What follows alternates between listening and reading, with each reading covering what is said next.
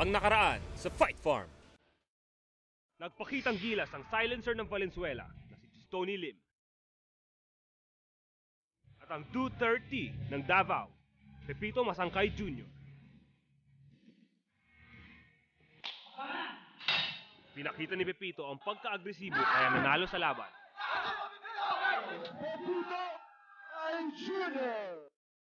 Sumunod na match.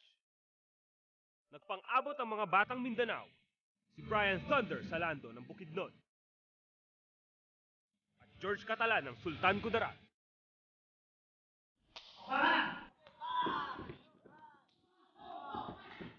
Kahit tuguan sa kanyang mata, pinili ni George na ituloy ang laban hanggang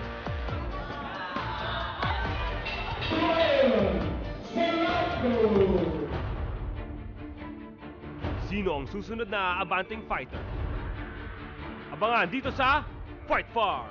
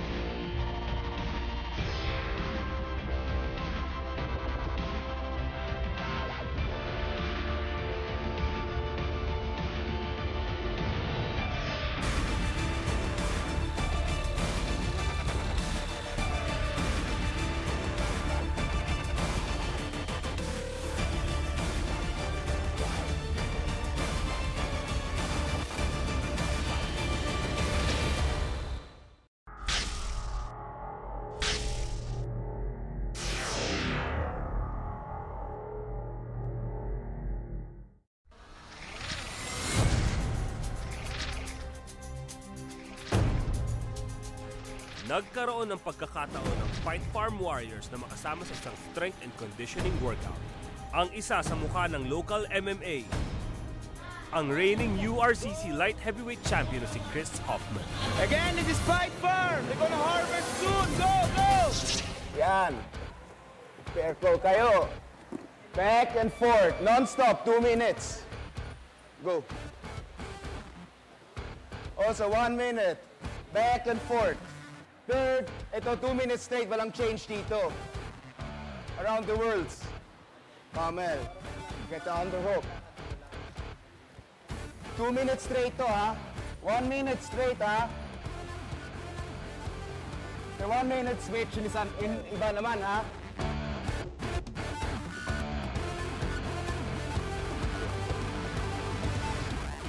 One minute, then switch. Dapat tuloy-tuloy yung speed, ha? These fighters, they need to develop a fighter spirit. I mean, if you don't have it at all, then you're anyways in the wrong sport.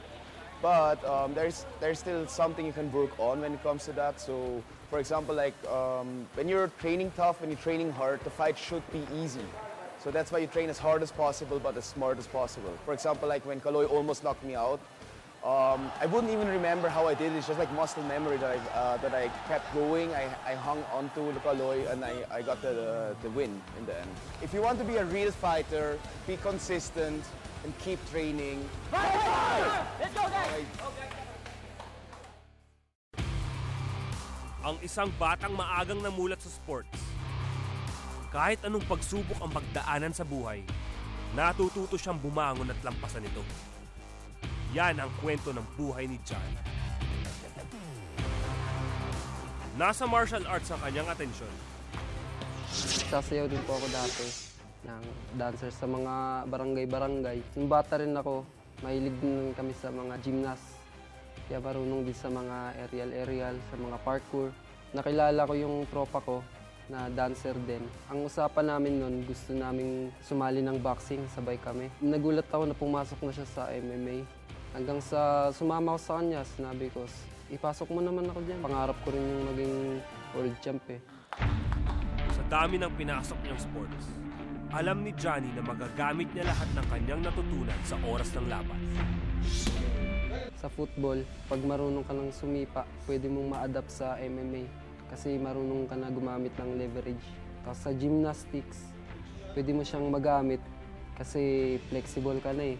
Sa parkour, yung bilis, tsaka yung bilis ng isip mo. Lumalaban ako para sa pamilya ko, sa mama ko, tsaka sa sarili ko, sa mga kaibigan ko. Gusto ko rin magsilbing inspirasyon sa lahat ng kabataan.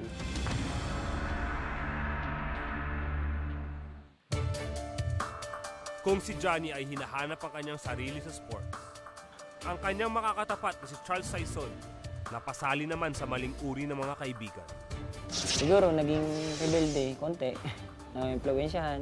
Minsan napapasali ka sa mga gulo, mga away. Napapasama din dati sa mga gawaing illegal. Nagpasya siyang ayusin ang sarili at lumipat dito sa Maynila. Niyaya ako ng pinsan ko. Sabi niya sa akin, dito mo na ibalin lahat ng mga tapang mo, yung gano'n. Hanggang sa kinarir ko. Doon ako natuto na hindi lang pala kailangan matapang-tapangan para at least makilala kang matapang ka. Minsan, yung hindi mo mailalabas sa problema mo dito, i-training mo na lang. Nakapag-training ka na, nakalabas ka pa ng init ng ulo. Nakumpleto na ang pagbabago sa buhay nang nagkaroon si Charles ng panibagong dahilan. Pag ako nanalo, gusto ko ma-inspire sa lahat sa akin na mga taong kagaya ko na mga loko-loko dati, pwede ka pang magbago. Susunod sa Fight Farm, bakbakang Johnny Murto versus Charles Saison. Sa tingin ko, medyo tatagal yung laban. Kaya ko ipanalo yung laban. Malakas naman siya, pero kaya ko siyang tapatan at saka higitan. At isa sa pinakamaangas na fighter, may mensahe sa lahat na makakatapat niya. Ako lang naman yung magiging next na champion sa Fight Farm Series.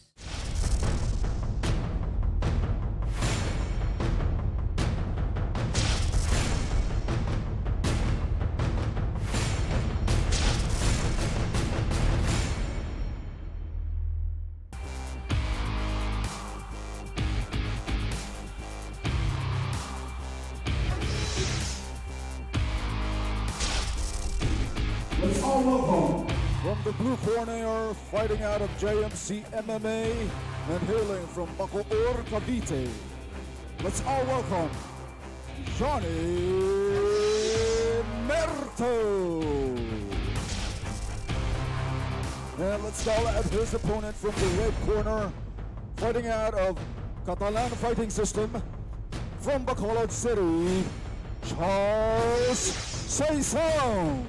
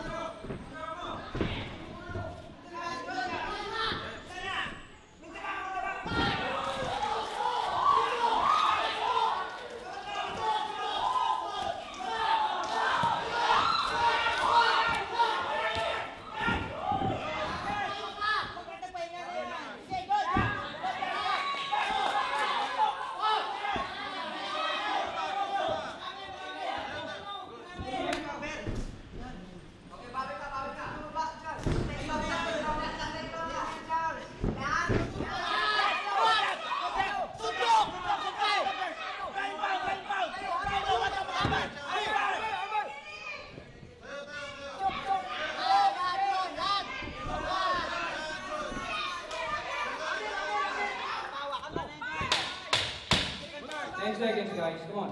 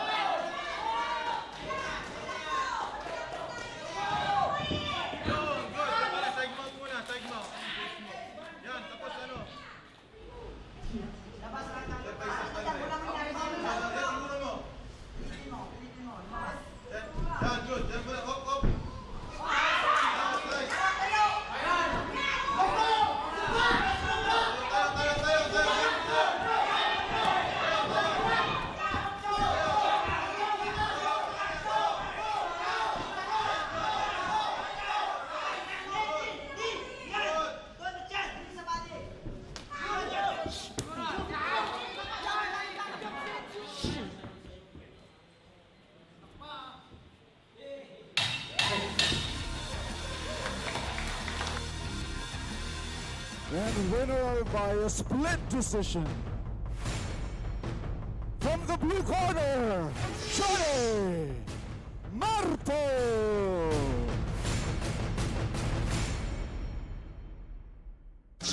Sobrang excited. Tsaka sobrang gigil na parang kinapos ako sa hangin.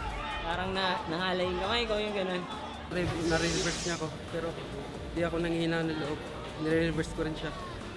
Nagpapapunta ako sa itaas para di niya ako ma-ground and pound.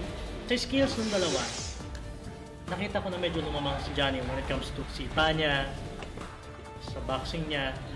Although ako nakikita ko lang na medyo pareho sa striking. Kasi syempre, naghanda sila pareho for this fight. Susunod sa Fight Farm. Ang fighter na lumalaban sa ngalan ng kanyang pananampalataya. Laban sa isa na walang inaatrasang laban sa buhay. Sa pang-umaatikabong bakbakan sa pagbabalik ng Fight Farm. Dito sa Fight Farm, bago pa man magsimula ang bakbakan sa loob ng cage, meron nang bumibitaw ng matitinding banat, gaya ni Joe Vincent Soto. Ang tanging gusto niya, ang patunayan siya ang pinakamagaling sa lahat. Kaya lang naman ako nag-aaral ng martial arts is para protektahan yung mga naaapi. It's not about the fame, it's not about the money. I'm going to teach them a lesson. Ang hinahanap niyang landas, natagpuan niya sa isang grupo na nagpapalaganap ng salita ng Diyos. Ngunit nagtuturo rin kung paano gumamit ng lakas. Ang Tough Guys Ministry. Ang kasabihan namin sa Tough Guys, through the face of God, you do things right. But para sa akin kasi is, gagamitin mo lang naman siya whenever you feel that nasaktan ka na ng physically, kailangan mo na lumaban sa sarili mo or may nakikita kang sinasaktan na ibang tao. Yung nanay ko, di niya alam na lumalaban ako dito sa MMA. Actually, akala lang yun, nagpa-practice lang ako. Naging daan ito para lalong magkalapit ang mag-ama.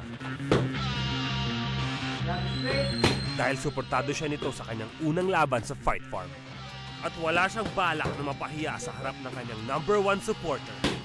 Proud ako na may isa akong tatay na super supportive. And sa mga kalabang ko, ina-expect nyo na ite-take down ko kayo. Hindi, it's going to be a striking match.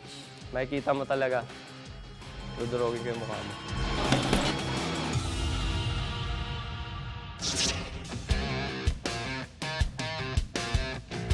Kung durugan ng mukha ang pag-uusapan, Hindi na bago dito si Astral Iglesia.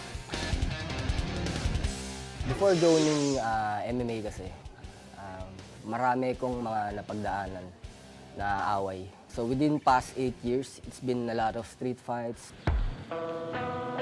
Aminado si Astral na ang pinanggagalingan ng naipon niyang galit ay mula mismo sa sarili niyang pamilya. Yung father ko kasi is a cruel man, so hindi kami maayos na nabuhay. Nakaapekto rin kay Astral ang kinalakihan niyang lugar. Kasi yung bahay namin before doon is kuwaan ng mga drugs. Ayun, nakikita natin yung gulo sa area nun sa amin. Maraming nangyayari since involved ang droga, criminals, ganyan. So yun yung nagtulak sa akin na parang lalong maging matapang. Pero sa kabila ng lahat, nanatiling buo ang loob ni Astral. Buo ang kagustuhan niyang umangat. Lumaki akong disiplinado. Pag alam kong mali, hindi ko siya talaga gagawin. At sa bagong daan na kanyang tinatahak, unti-unting nabuo ang kanyang misyon para magtagumpay. Nung nakita ko itong Fight Farm series, alam ko sa sarili ko na I have to be here. Kasi ito yung pagkakataon kong makilala. Jovin, ito ka ako.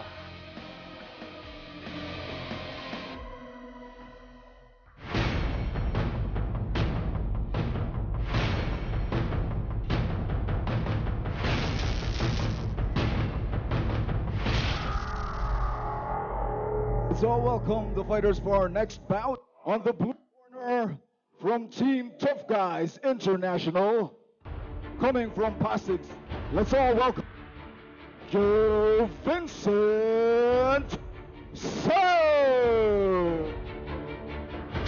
And his opponent on the red corner, coming from Team Finisher, also coming from Pasig City, let's all welcome Astral Iglesia!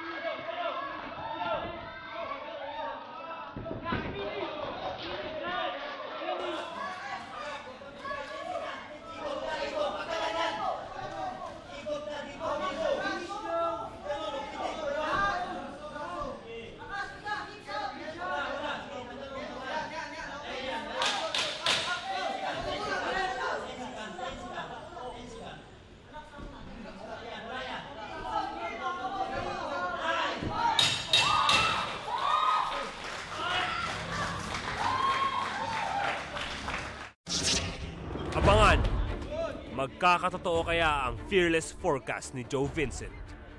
O ilalabas na ni Astral ang lahat ng kanyang bagsik? Magkakaalaman na sa pagbabalik ng Fight Farm!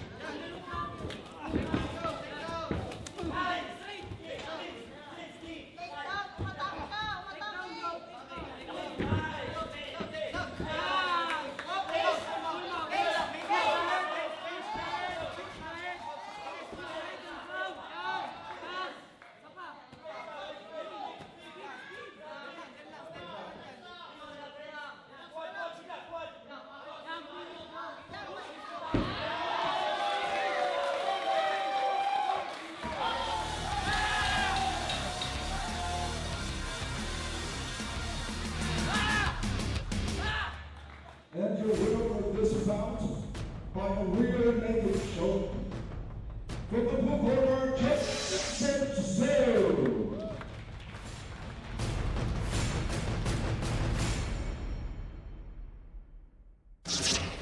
Sumakit yung sugat ko sa paa, hindi ko na-defend yung takedown. As I've mentioned to you, I do my prediction. Sabi ko nga sa inyo, round 2. Nandito yung number 1 supporter ko. Diba? Tatay ko. Despite na pilay siya, nandyan siya para sa akin. He took the back, ilang beses nagkaroon ng attempt to finish the fight with a rear naked choke, but then it happened on the second round.